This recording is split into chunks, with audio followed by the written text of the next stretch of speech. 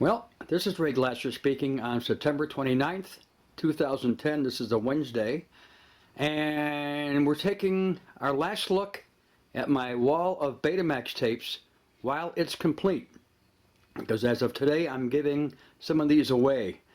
I have some people coming over later on today to take some of my tapes that I think I don't really miss or watch anymore, and they're going to enjoy them. Plenty of these tapes I have not played back in 20, 25, 30 years, and I just don't need all of these anymore. Plus, now that we have DVDs, I watch many of these movies on DVD instead of beta, because the quality is, of course, so much better. So I thought I'd take one last look at this enormous wall of tapes that I began collecting in 1976 and are on one wall, actually more than one wall, and are 7 rows high on this wall. Incredible, isn't it?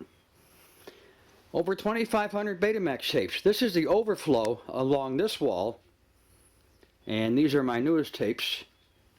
I've actually stopped recording off TV.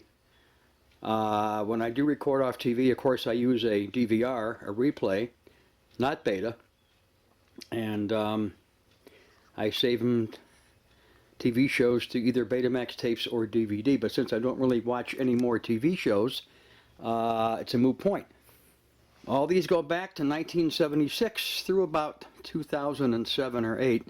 The last series I've taped with any kind of regularity is Smallville, and I've got about 18 of those tapes, and guess how many I've watched back? None. So it was a lot of fun doing all this. Back in the 70s and 80s and 90s, of course, home video was the thing, but technology marches on. We have DVRs, no more VCRs, and DVDs, recordable DVDs, so it's like, who's going to bother with tape anymore, right? Nobody is the answer, not even me. So, Cleveland, Ohio's #1 beta file, I guess. Let's take our last look at this enormous wall of Betamax tapes, because there's going to be some holes here starting tonight, and as long as people want some of these tapes, it'll just continue, go on and on. I'm not giving away a lot of these because I want them for whatever reason. Sentimental reasons, personal reasons, historical reasons, but a lot of TV series I just don't watch anymore. I just don't need. These aren't taking up that much space, obviously. It's a couple inches along one wall here in my house, but if I ever move again, that'll be just that much less to move. So, what can I say? When I began this adventure in 1976, the main form of labeling, the main method was Dymo label tapes, and that's what these are labeled with. Then I went to the Brother P-Touch method, somewhere around, I don't know, 1988, 1990 maybe. And then ultimately, I wound up labeling these on a computer. Press on labels using Microsoft Word on a computer. So my method of labeling has moved along with the times as well. These have always been color-coded since day one. Red labels are movies, blue are TV shows, and green is anything else. There are some green labels. A whole bunch of them. So, there's our last look at the complete Ray Glasser Betamax library here on September 29th of 2010. There's the beginning. I was in my 20s when I was collecting these. 1976. Most of these first 100 tapes or so I'll probably never get rid of. They're just too precious. Except for the movies, of course. All the stuff I taped off TV, I can't get rid of it. I want to keep them. But a lot of TV series I taped and collected just for the fun of collecting, because I liked them as well. I just don't watch anymore, so let somebody else enjoy them. Why not? Okay? And of course, on this wall to the right of the library, I have a small VHS collection with store-bought tapes up there, and then tapes I've received in trade over here. Many of these are recorded off DVD in Super VHS, and they're actually quite good. Not quite as good as the original DVD itself, of course, but better than Beta. Hate to say it, better than Beta. And up here on this wall next to the VHS tapes are my Star Treks. I always wanted to get the original Star Trek series in mint quality, uncut, one per tape. And these are all off DVD at the Beta 1 super high band speed. So if I have a hankering to watch any of these, there they are, one per tape.